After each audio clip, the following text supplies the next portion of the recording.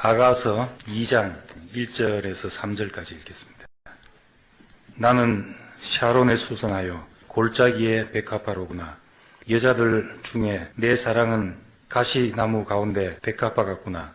남자들 중에 나의 사랑하는 자는 숲풀 가운데 사과나무 같구나. 내가 그 그늘에 앉아서 심히 기뻐하였고 그 실과는 내 입에 달았구나. 아멘. 하나님이 사람을 만들 때 남자 여자를 만드셨다는 것은 남자 사람 여자 사람을 따로 만들었다는 표면적으로는 그런 것이지만은 사람은 남성과 여성 양면을 가지게 지었다는 것입니다. 남자는 하나님의 형상으로 하나님을 표현하고 나타내는 성질을 두셨고, 여자라는 성질을 만드셔서 생명을 받고 씨를 받아들이는 성질을 두셨습니다. 그렇기 때문에 남자든지 여자든지 한편으로는 그 무언가를 받아들여야 되고 또 한편으로는 표현하게 되어 있습니다. 근데 실제적으로 남자들은 일하고 나타내고 이런 성향이 더 강하기도 하고, 여자들은 받는 성향이 강합니다. 그래서 교회나 종교나 이런 데 가보면 여자들이 많은 이유가 잘 받아들이기 때문에 그렇죠. 여자만 받아들이는 것이 아니라 원래 사람은 먼저 받아들이도록 지어졌습니다. 내가 뭔가를 받아들여야 표현하고 나타낼 것이 생기게 됩니다. 사람을, 남자와 여자를 지으셨다는 것은 한편으로는 받아들이고 한편으로는 표현해서 궁극적으로 하나님의 생명을 받아서 하나님을 표현할 자로 지으셨다는 겁니다. 하나님을 만나면 나는 참 사람이 되는 것이고, 참 신랑을 만나면 나는 그의 배필이 되는 것입니다. 누군가 앞에서 내 위치가 정해지는 것이죠. 천국이란 어디에 따로 있는 것이 아니고 관계 속에서 발생하는 것입니다. 주님을 만났을 때 발생하는 모든 현상들이 바로 천국의 현상들이죠. 천국은 마치 밭에 묻힌 보화를 발견한 사람과 같다. 그러니까 천국은 보화를 본 사람에게서 나타나는 현상이죠. 정말 귀한 것을 발견하면 자기 모든 것이 아깝지 않게 됩니다. 정말 영광스러운 신랑을 만나면 우린 신부로 단장되게 되고, 보화를 만나면 나는 모든 것을 내려놓게 되는 것입니다. 그렇기 때문에 아가서 안에는 부정적인 표현이 하나도 없습니다.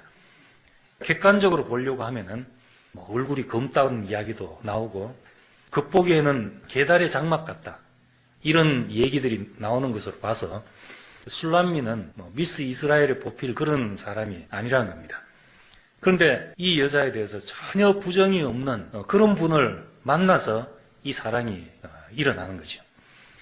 그 아가서가 가진 이런 눈으로 모든 형제들이 보인다면 그게 바로 우리에게 천국이 아니겠습니까? 내가 형제를 볼 때 부정이 보이지 않는다. 그 아름다움 속에 내가 빠져서 산다. 이것보다 인생은 더 복된 것이 없을 것입니다. 그러자면 우리가 이제 그리스도를 만나야 되죠. 그리스도를 만나서 내 인생이 그 안에서 부정이 없는 인생으로 발견되면은 우리도 또 그렇게 다른 사람이 봐지게 되는 겁니다. 한 사랑하는 사람이 자기 앞에 나타나서 자기를 부를 때 그 아름다움 앞에 서니까 자기가 발견이 된 것입니다. 2장 1절에 나는 샤론에 수선하여 골짜기의 백합화로구나. 들판에 있는 들꽃들입니다. 그 유대 땅에서 멸시받는 꽃이 수선화로 번역된 꽃입니다. 샤론은 실제 있었던 목초지인데 평범한 들판입니다. 나는 평범한 들판에 널려져 있는 들꽃에 불과합니다. 아무도 사람이 찾지 않는 곳에 혼자 피어있는 들꽃입니다. 이런 나를 어떻게 찾아오셨습니까? 이런 말입니다. 아가서의 표현을 빌려서 주제 파악을 하자면, 나 같은 사람은 세상에 널려져 있습니다. 널려져 있는 사람들 중에 어떻게 내게 이런 은혜가 베풀어졌는지 이렇게 생각할 수 있습니다. 내가 좀 똑똑한 줄 알지만 이 세상에 똑똑한 사람들 널려져 있거든요. 잘난 줄 알아도 잘난 사람 널려져 있고, 좀 부자인 줄 알아도 부자들은 널려져 있죠. 맨하탄에 의사 변호사들은 끼지도 못하는 그런 클럽이 있다 그래요. 그런 사람들은 명함도 못 내미는 세계에 있다니까. 우린 이 세상에 얼마나 잘난 사람들이 널려져 있는지, 들판에 널려져 있는 꽃들 가운데 하나에 불과합니다. 나 같은 사람 구하려면 뭐 세상에 널려져 있지 않겠습니까? 근데 어떻게 우리가 주님을 알게 되고 이 사랑 가운데 살게 됐는지, 그때 우리도 이런 고백을 하게 되죠. 나는 사론에 수선하고 골짜기에 백합합니다. 널려져 있는 속에 그냥 한 사람일 뿐이고 사람이 거들떠보지 않는 그런 곳에 핀 들꽃에 불과합니다. 주님이 나 같은 사람 찾자면 이 60억 가운데 어디선들 못 찾겠냐는 겁니다. 근데 어떻게 우리가 이 은혜 가운데 있는지 그걸 생각하면 우리 안에 모든 부정이 다 떠나가게 되는 것입니다. 대우받지 못한다는 생각을 할 필요가 없게 되는 거죠. 교회 안에서도 이런 것이 기초가 돼야 은혜 속에서 넉넉해지게 되는 것입니다. 한낱 덜풀에 불과한, 널려져 있는 들꽃에 불과한 인생이 영광스러운 당신 앞에 서게 됐습니다. 이게 우리의 고백입니다. 또 다른 의미에서 보면은 들꽃은 사람의 손길에 의해서 자란 것이 아니고 전적으로 하나님의 손길에 의해서 자란 꽃입니다. 예수님이 마태복음 6장에 비유하시기를 덜에 핀 백합화를 보라. 수고도 않고 길쌈도 하지 않았다. 사람이 만든 그 아름다움이 아니고 하나님이 양육하신 아름다움. 이 아름다움의 맛을 알아가야 주님이 찾아오시는 길을 알게 됩니다. 근데 이 세상은 꾸며 만든 아름다움 속에 있는 것이거든요. 꾸며지지 않은 아름다움을 맛보게 되기 시작하면 수고로움이 사라지게 됩니다. 나를 꾸며야 될 필요가 없으니까 있는 그대로를 내놓는데 내가 그걸 좋아한다. 이렇게 말하는 분을 만나면 아침마다 화장하는 수고가 다 사라지게 될 것이 아닙니까? 2절에서는 여자 중에 내 사랑은 가시나무 가운데 백합화 같다. 나는 들꽃입니다. 아무도 찾지 않는 곳에 핀 풀에서 핀 꽃에 불과합니다. 이렇게 고백하니까 신랑의 고백이 여자들 중에 내 사랑은 가시나무 가운데 그 백합화 같구나. 이렇게 말했습니다. 왜 나를 사랑하십니까? 이 많은 널려져 있는 꽃들 가운데 어째서 나를 찾아오셨습니까? 하니까 내가 너를 좋아하는 것은 너가 가시나무 가운데 백합화 같아서 그렇다.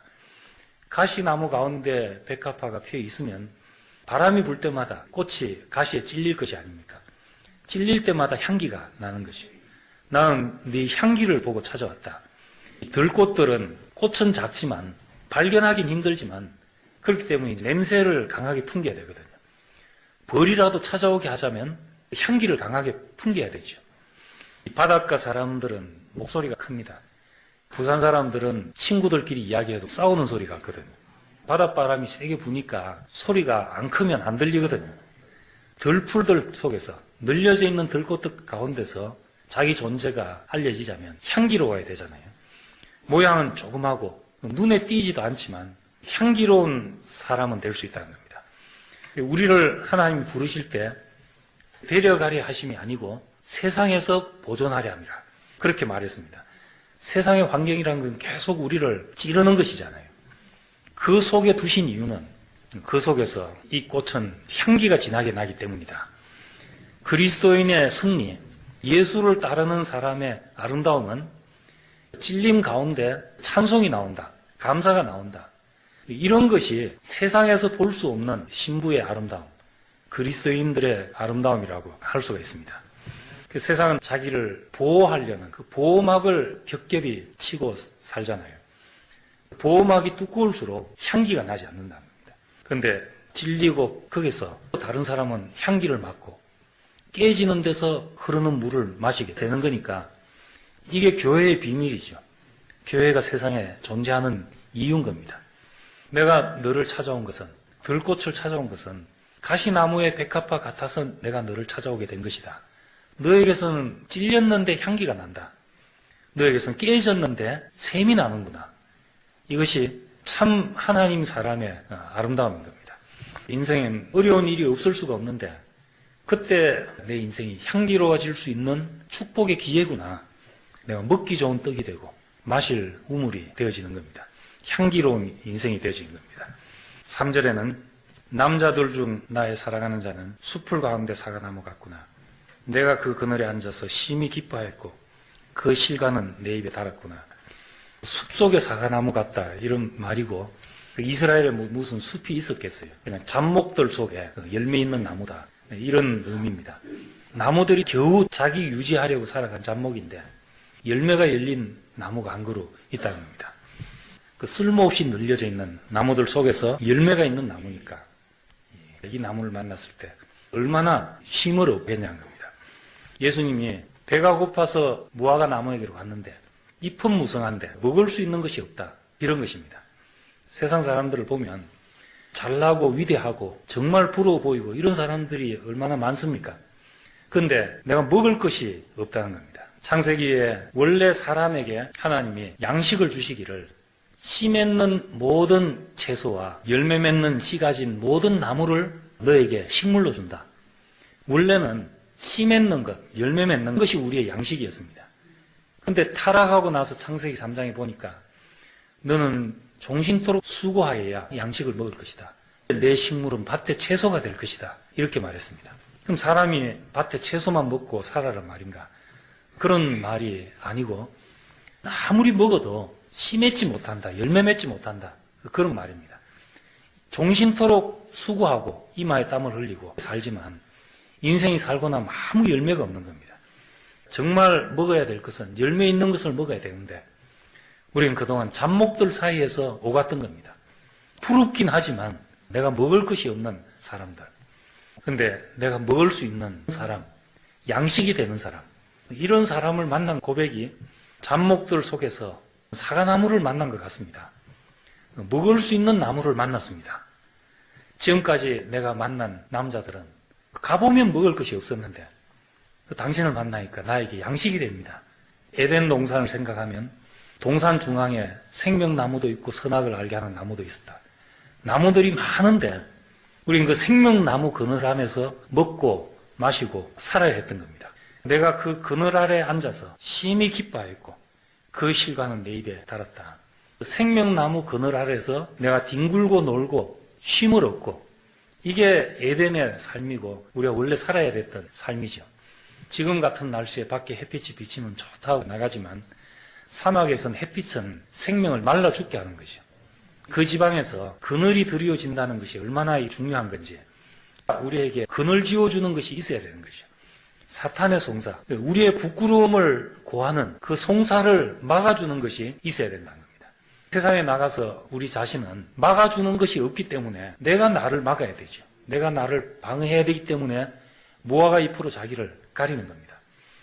인간이 만들어 놓은 도덕과 율법과 상식과 이런 장벽들, 이 햇빛 아래서 자기를 지키기 위해서 만들어 놓은 그 방어벽들, 우리 자신이 그냥 노출되면 야만인이 되거든요. 야만인이라는 소리를 안 듣자면 도덕, 상식, 체면 이런 울타리를 쳐야 되는 겁니다. 예수는 그런 것을 뚫고 우리에게 오셨으니까 돌 맞아 죽을 그런 것을 넘어서 우리에게 오셔서 우리 구원이 되신 거죠. 그래서 우리의 그늘이 되셨다는 겁니다. 우리의 방패막이가 되신 거죠.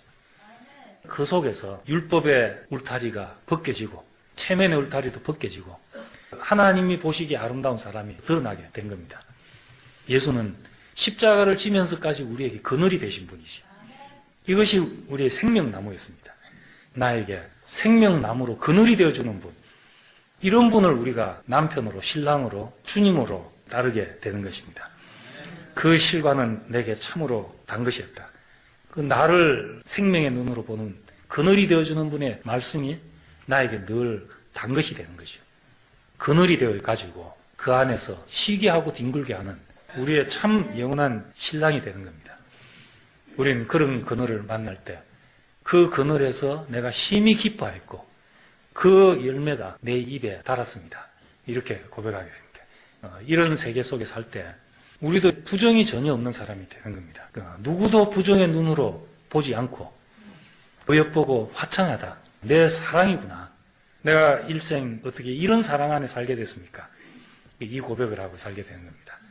우리가 그 아가서를 노래하면서 살 수 있게 되기를 원합니다. 기도드리겠습니다.